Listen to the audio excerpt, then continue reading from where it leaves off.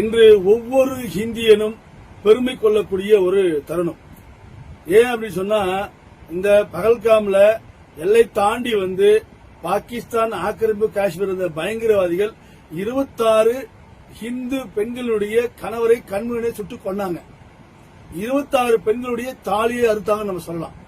ஏன் இப்படி கோபப்படுறோம்னா, இந்த பாகிஸ்தான்ல இருக்கிற ராணுவத்தில் பயிற்சி பெற்ற தீவிரவாத குழுக்கள் எல்லை தாண்டி வந்து துப்பாக்கியால் சுட்டுக் கொண்டுட்டு மோடி கிட்ட போய் சொல்லணும். 26 பெண்களும் கதறினாங்க.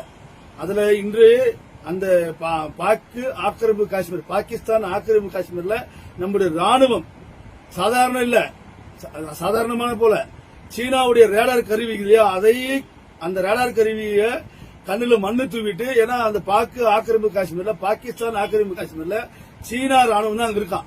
அந்த ரேடார் கருவி தாண்டி நம்ம போய் தாக்கியிருக்கோம். பாகிஸ்தான் பயங்கரவாத முகாம் மேல தாக்கியிருக்கோம். தமிழ்நாட்டுக்கு அயோக்கிய அரசியல்வாதிகள், குறிப்பா வைகோ, திருமாவளவன், இந்த சுந்தரவல்லி, திருமுருக காந்தி, கம்யூனிஸ்ட் எல்லாம் அப்படியே குதிச்சோம். ஐயோ போர்க்கூடாது, போர்க்கூடாது. 26 பேர் சுட்டு கொண்டானே, அதுக்கு வாய் திறந்து ஒரு கண்டனம் தெரிவிக்கல. ஆனா இன்னைக்கு பாருங்க, இந்திய ராணுவம் யாரை வச்சு கொண்டு சுட்டு கொண்டிருக்காங்க. அந்த ஆபரேஷனோட பேர் என்ன?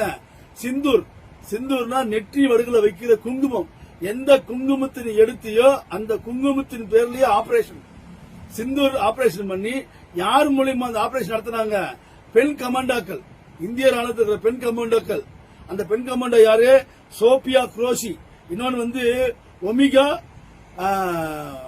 ஒமிகா சிங்.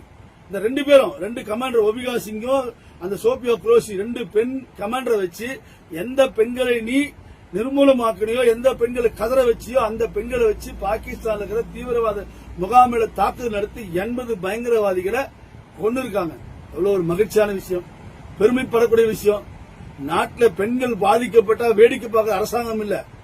இந்த அரசாங்கம் மோடி, மத்திய அரசாங்கம், பாரத பிரதமர் மோடி ஆளுகின்ற அரசாங்கம் எதெல்லாம் செய்வாங்கன்னு எதிர்பார்க்கிறேன். இன்னைக்கு பாருங்க, பெண்ணை வச்சியே அந்த ஆபரேஷன் பேருக்கு சிந்தூர் குங்குமம்னு பேரை வச்சு, பெண் கமாண்டரை வச்சு அந்த பயங்கரவாதியை அழிச்ச வரலாறு உலகத்தில் இருக்கிற அத்தனை ராணுவம் திகைச்சு நிற்கிறார். இந்திய ராணுவத்தோட பலத்தை நம்ம போற்ற வேண்டும்.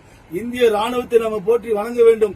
இந்த ராணுவத்தை கொச்சைப்படுத்துகிற நாய்களை இந்த நாட்டை விட்டு வெளியேற்ற வேண்டும். இது நல்ல தருணம்.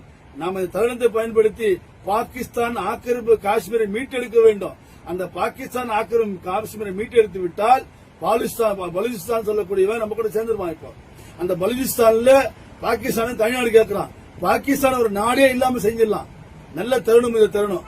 இதை இந்த நாட்டில் இருக்கிற ஒவ்வொரு இந்தியனும் பெருமை கொண்டு வரவேற்கணும், பாராட்டணும்.